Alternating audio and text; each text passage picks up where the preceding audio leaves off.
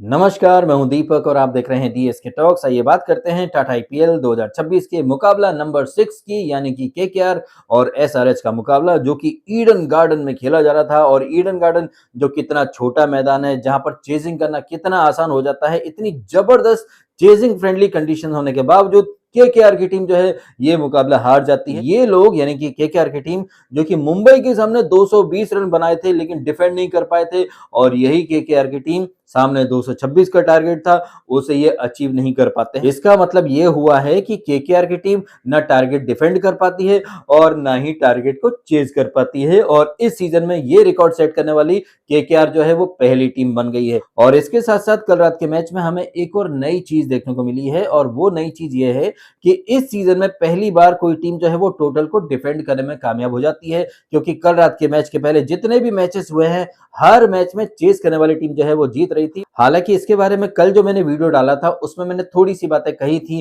कि कहीं ऐसा ना हो ये जो चेसिंग टीमों के जीतने का सिलसिला चल रहा है, ये सिलसिला आज रात के मैच में टूट जाए। अब पता नहीं मेरी जबान पर सरस्वती थी या पता नहीं क्या था कि भाई जो मैंने बोला वही चीज सही साबित हो गई।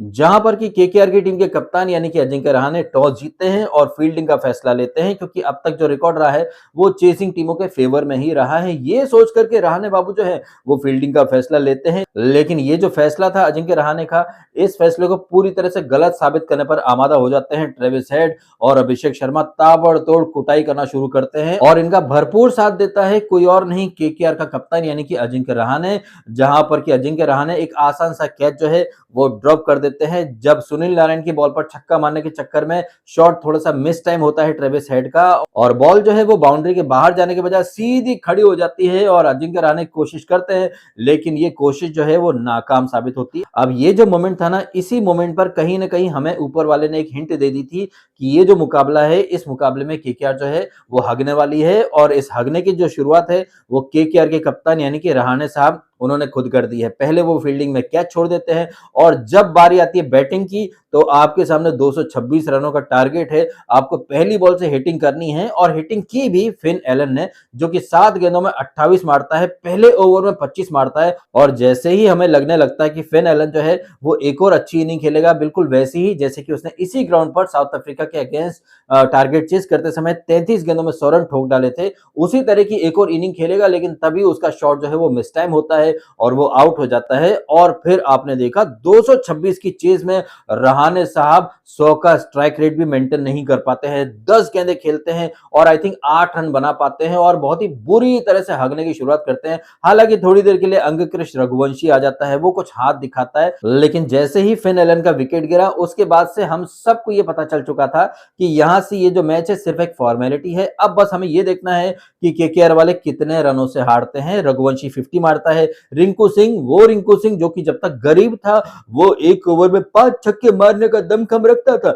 लेकिन जब से रिंकू सिंह की लाइफ में पैसा आया है, रिंकू सिंह रन बनाना ही भूल गया है। हालांकि वो कोशिश करता है लेकिन ये कोशिश जो है वो रंग नहीं दिखा पाती है, और तमाम कोशिश करने के बावजूद केकेआर की जो टीम है वो 161 रन पर ऑल आउट हो जाती है, वो भी 16 ओवर। भाई साहब 20 ओवर भी नहीं खेल पाते हैं ये लोग।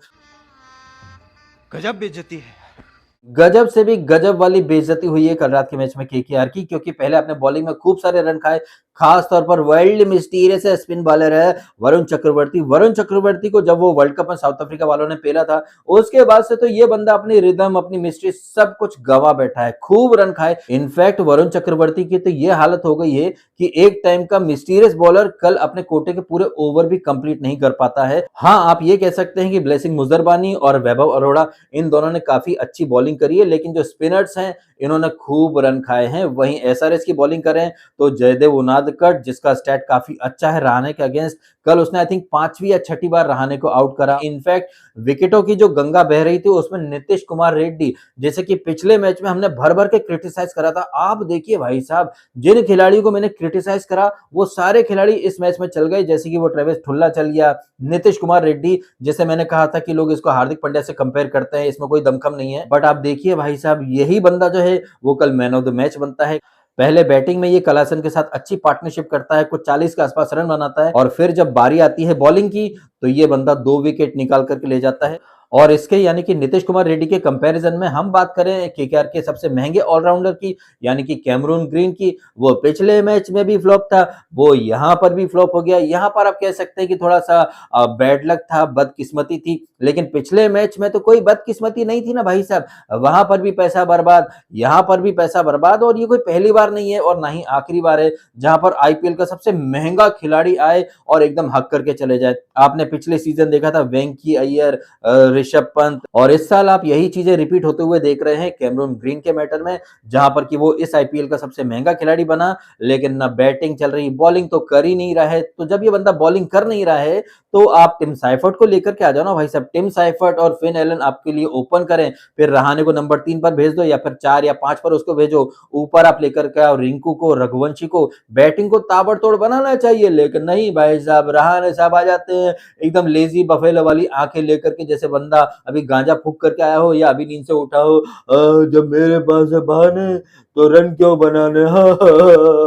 आपने टेस्ट प्लेयर को कैप्टन बना रखा है, 226 की चेज में बंदा 100 का स्ट्राइक रेट भी मेंटेन नहीं कर रहा है, तो आपका हारना तो लाजमी है। ठीक वैसे ही जैसे फुद्दू फरहान की अम्मी का नाम शब्बो आजमी है। और केकेआर की टीम जो कि पिछला मैच भी हारी थी, कल का मैच भी हारी है, लेकिन आप देखिए गजब सीन भाई साहब, 2 मैच हारने के बावजूद केकेआर की टीम नंबर 10 पर नहीं, नंबर 9 पर बैठी हुई है, क्योंकि नंबर 10 का जो स्थान है वहां पर सीएसके बैठी हुई है। पहला मैच हारी सीएसके इतनी बुरी तरह से कि नंबर 10 से ये हट ही नहीं रहे हैं। यही सीएसके की टीम जो है वो आज शाम को भिड़ेगी पंजाब की टीम से। हालांकि उसके पहले थोड़ी सी बात करना चाहिए ऑरेंज कैप और पर्पल कैप की। गजब सीन है भाई साहब, यहाँ पर ऑरेंज आर्मी यानी कि सनराइजर्स हैदराबाद की जो टीम है, इनके प्लेयर यानी कि ऑरेंज जर्सी पहन करके खेलने वाले जयदेव उनादकड़ की खोपड़ी पर है पर्पल कैप, और पर्पल जर्सी पहन करके खेलने वाली केकेआर की जो टीम है उसके खिलाड़ी यानी कि अंगकृष रघुवंशी, उसके सिर पर सजी हुई है ऑरेंज कैप। गजब सीन है भाई साहब, पर्पल जर्सी वाले जो है वो ऑरेंज कैप लेकर के चल रहे हैं और वहीं ऑरेंज जर्सी पहन करके खेलने वाली टीम ये पर्पल कैप लेकर के खेल रहे हैं। गजब, आईपीएल में ऐसी अजब अजब कहानी आपको हर साल देखने को मिलती ही है। खैर एसआरएच वर्सेस केकेआर का मैच, उसमें क्या हुआ क्या नहीं, इसके ऊपर हमने बातें कर ली। अब थोड़ी सी बातें करते हैं आज शाम को जो सीएसके और पंजाब का मैच है जो कि चेन्नई में खेला जाएगा। चेन्नई का विकेट जो कि पहले बहुत ज्यादा स्पिन फ्रेंडली हुआ करता था, लेकिन इस वर्ल्ड कप में हमने देखा टी20 वर्ल्ड कप में ये विकेट बहुत ज्यादा फ्लैट हो चुका है। अब इस फ्लैट पिच पर संजू सैमसन कुछ कर पाएगा या नहीं कर पाएगा, ये देखना काफी दिलचस्प होगा, क्योंकि पंजाब के अगेंस्ट तो संजू सैमसन का रिकॉर्ड काफी अच्छा है, लेकिन इस मैदान के ऊपर संजू सैमसन बहुत ही बुरी तरह से फ्लॉप होता है। बिल्कुल वैसे ही जैसे श्रेयस अय्यर जो है वो न्यू चंडीगढ़ के ग्राउंड में कभी नहीं चल पाता है, उसी तरह से चेन्नई के मैदान में संजू सैमसन का जो रिकॉर्ड है वो बेहद खराब है। हाँ, ऋतुराज गायकवाड़ का जो रिकॉर्ड है वो काफी अच्छा है। अब देखते हैं संजू चलता है या नहीं चलता है, गायकवाड़ चलता है या नहीं चलता है, इस मैदान में चेसिंग टीम जीत पाएगी या नहीं जीत पाएगी, ये देखने लायक बात होगी। क्योंकि इस ग्राउंड के ऊपर अभी जो टी20 वर्ल्ड कप के मैचेस खेले गए हैं वहां पर एक मिक्स्ड वाला रिकॉर्ड आपको देखने को मिलता है। कुछ टीमें जो हैं वो टारगेट को डिफेंड करके जीती, जैसे कि हमारी टीम इंडिया जिम्बाब्वे के अगेंस्ट इस ग्राउंड पर खेलती है, जिसमें संजू सैमसन सिर्फ 24 रन ही बना पाता है, बट हमारी टीम वहां पर टारगेट जो है वो डिफेंड कर लेती है। वहीं न्यूजीलैंड की टीम यहाँ पर यूएई से खेली थी, वहां पर भाई साहब फिन एलन और साइफर्ट दोनों अनबीटन जाते हैं और 9-10 ओवरों में ये लोग टारगेट को चेस कर लेते हैं। अब ये जो आंकड़े हैं या फिर ये जो स्टैट्स हैं, इन्हें देख करके तो लग रहा है कि मैच काफी इंटरेस्टिंग हो सकता है, बट ओवरऑल अगर पूरा टीम कॉम्बिनेशन देखे तो मेरे को पंजाब की टीम जो है उनका पलड़ा थोड़ा सा भारी लग रहा है, क्योंकि बीते सालों में पंजाब और सीएसके के बीच में जो मुकाबले हुए हैं उनमें पंजाब का पलड़ा जो है वो भारी रहा है। और इस बार भी अगर हम देखें तो पंजाब के पास मोमेंटम है, क्योंकि वो अपना पहला मैच जो है वो अच्छे खासे तरीके से जीत करके आ रहे हैं। वहीं सीएसके जिन्हें 14-15 साल के लड़के ने ही पेल करके रख दिया था, तो सीएसके का जो कॉन्फिडेंस है वो थोड़ा सा नीचे है, बिल्कुल इन लोगों की पॉइंट्स टेबल में जो रैंकिंग है उसके जैसा, एकदम सबसे नीचे। इन सारी बातों को ध्यान में रख करके मुझे तो ऐसा लग रहा है कि आज पंजाब जो है वो बाजी मार सकती है। आपको क्या लगता है आप भी कमेंट करके जरूर बताइएगा। और जिस तरह से कल का मैच हुआ है केकेआर और एसआरएच का, इस मैच के बारे में आपके जो भी रिएक्शन है, ऑब्जर्वेशन है, आप भी कमेंट करके अवश्य बताइएगा। क्या आपको नहीं लग रहा कि it's high time Cameron Green को बाहर निकालो और टिम साइफर्ट को लेकर के आओ, एटलीस्ट आपको तगड़ी स्टार्ट तो मिल जाएगी, क्योंकि वैसे भी कैमरून ग्रीन तो बॉलिंग कर ही नहीं रहा है। तो जब वो बॉलिंग कर ही नहीं रहा है तो उसकी जगह किसी विदेशी खिलाड़ी को प्लेइंग 11 में ले आओ ना भाई साहब। इतनी सी बात, ये रहाणे एंड कंपनी जो है वो समझ नहीं रही है। खैर, इन बातों के साथ वीडियो खत्म करता हूं। आपने समय निकाला, वीडियो देखा, आपका बहुत बहुत धन्यवाद। Thank you so much.